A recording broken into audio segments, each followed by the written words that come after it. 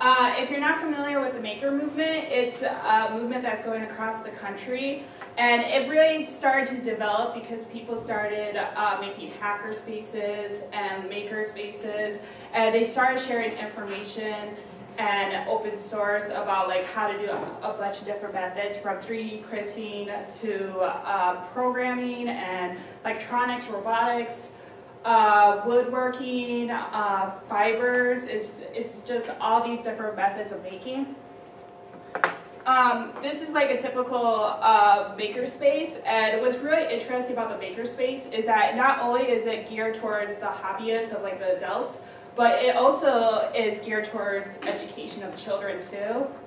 And so it gets kids really interested in making stuff. I know when I was a kid, I was at Science Olympia, I built rockets, I did all these different kinds of things. I won an inventor contest in 5th grade, and that led me to like programming. I started building my own websites when I was 12. I used JavaScript, and getting kids interested in technology brings them to that level where they want to be engineers, they want to be programmers, they want to create these really interesting electronics. So this summer, I got hired by the Maker Education Initiative. So I'm working at the Omaha Children's Museum, and I'm developing programs for children, teaching them electronics and how to use, how to solder something, basic tools to really get them interested in science. And it's kind of run by Make Magazine, if you're familiar with them. But they have really interesting projects. They have maker fairs across the United States. And I actually went to one this summer, Maker Fair, Kansas City. And I've been to a lot of conventions because I'm a huge dork. I love the anime conventions, I love sci-fi conventions. So I was like, oh yeah, Maker Fair. It's going to be like a big oven, but with like, 3D printing and all this other stuff. Well, when I went there, I was actually surprised, because I've never been in an environment like this before. I saw people who were LARPing at park next to people who pimp out their rides. Like these two subcultures that are like completely different were interacting with each other and sharing information. Like you wouldn't think that these people, since they're so drastically different, would have anything in common. But since they all like use the same kind of tools, since they have this, I want to create something. I want to make this sword for my LARPing character. And this guy's like, well, I want to like put my ride out and put these cool like blinking lights or whatever. And they share information. It was really interesting. And you saw a lot of different projects here, from people making their own vehicles, different people making boards, making their own 3D printers. Like, it was just a range of stuff that people were making and, displaying. So you might be wondering, what does this have to do with JavaScript? Definitely consider, JavaScript, is more considered front end. It doesn't really have, people might not wonder what does JavaScript have to do with it. Well, with the kind of boards that they use, like the Arduino or the Raspberry Pi, because they are starting to use Node.js on these boards and a bunch of other projects. Like if you were following the JS conference this year, they were actually making boats that were programmable. And it was kind of this introduction of how these coders could become makers. And not just that, it's because of this open, collaborative environment, people are figuring out how can JavaScript actually program robotics and like these other things that, wasn't really, unless you do like, more like, Linux and C++ and, all these things weren't really accessible to someone who just knew JavaScript or like, HTML5, and now it's becoming way more accessible. So I'm just going to show some of the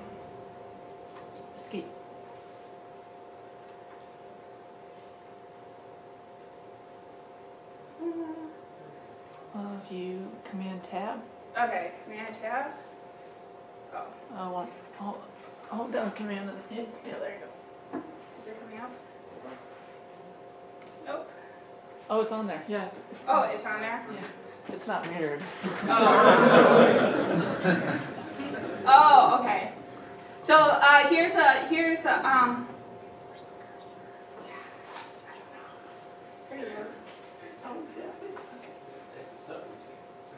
yeah. So this was using Node.js. Someone programmed this robot that was able to play soccer. This was really cool. So there's that, and then how do I go? Sorry.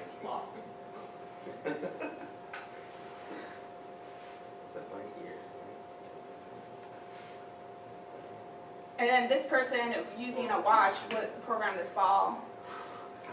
And this is with JavaScript. This is stuff you can do with JavaScript. That's awesome. And then this one is probably my favorite.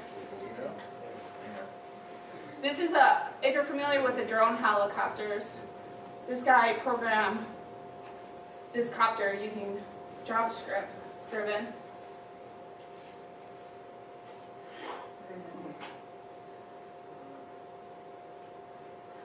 So it's pretty amazing what people are doing right now.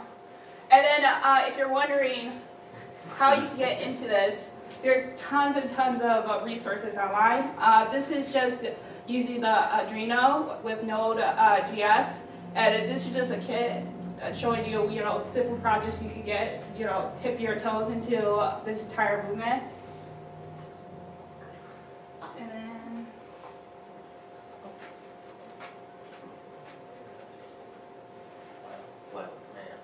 okay.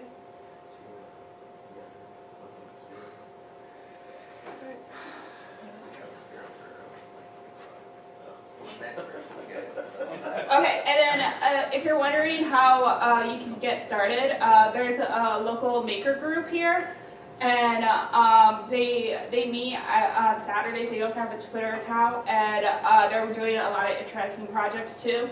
And we're also having a mini maker fair in September 13th, 2014.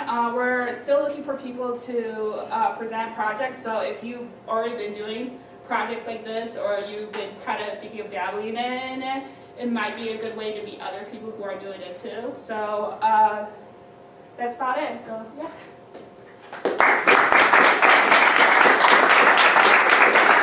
Oh yeah. Do you guys have any questions or anything? Can you tell me more about the Mini Maker Fair? Oh, the Mini Maker Fair is sponsored by the Omaha Makers Group and University of Nebraska. And just like the Kansas City Maker Fair, it's going to be where people could show their projects, show what they're doing. I don't know if they're going to have vendors, but vendors can show the kind of stuff they're doing, like 3D printers. Like when I went to the Kansas City one, I saw a 3D printer that printed upside down. Like it's kind of crazy what they're kind of doing with technology right now. And it's kind of like that collaborative environment where people are sharing information and showing the kind of different projects that they're doing.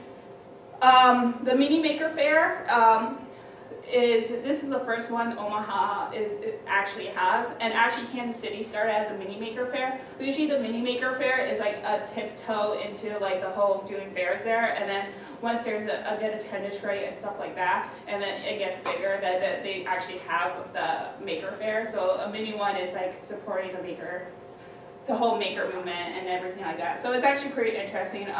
Hopefully we'll get a lot of attendance, and we're going to have some really awesome projects that people are going to share. So yeah. Anyone else? Are there any advantages of using Node.js for microcontrollers? What is it? Are there any advantages of using Node.js? Oh, there's actually a couple. It's not just Node.js. They use Cyclone.js. There's a couple different JS things that they use to kind of like program whatever. Actually, there's some really interesting articles. Definitely, if you look at the JS conference, since they have a lot of details about how to get into it. They have like different JS that they use, like Node or Cyclone and stuff like that. And then they showed they actually have code for you because it's such an open environment, and it's all about collaboration. You can find you can find code on GitHub and stuff like that, where it tells you how to start your own project and then how you can improve on that project. So this is a good way to start. So yeah. Anybody else? Can you tweet a link to the website about that at Nebraska.js tonight? Yeah, I can. Cool. Yeah, for sure. So Friday, there was, for those of us who aren't opposed to going to Lincoln, there was actually a Maker Faire Yeah. on Friday. I live in Lincoln, so. Yeah, Jason, who I work with 2 other people. We all got hired by Make Magazine, Jason and Joe. Jason actually went to the Lincoln one. He really liked it a lot, but his biggest complaint was that there wasn't really that many hobbyists. It was mostly like research level work. I think it was the first time. Yeah, it was yeah. pretty good for first time. I mean, it got the idea out there.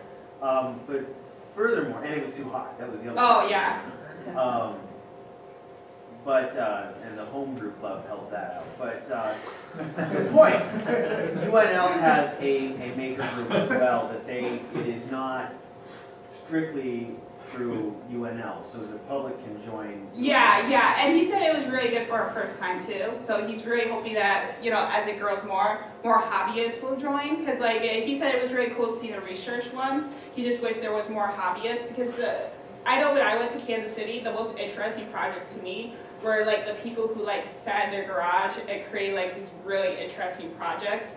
And like a lot of the people that you'll meet at like these maker fairs are like, oh, we're trying to do a Kickstarter, so and so. So you're kind of like seeing it before they go to Kickstarter and have these projects. So that's the most interesting to me. I mean, the research level ones are pretty cool too, but they're funded by grants and like education, so they're a little bit different. It's just cool to see how me as an everyday person with not the same access to the same kind of tools could like make something super amazing, just from and what's great about the maker fair too, and just the whole maker movement is it's about using technology for everybody. So I think that's what I really love. It's about making technology cheaper and more accessible to anyone to really learn and really get into these kind of technology fields that were kind of hard to get into because of the price point. So that's what I find really interesting too. So hopefully, as time goes by, everybody will have a 3D printer in their home and be doing robotics. So.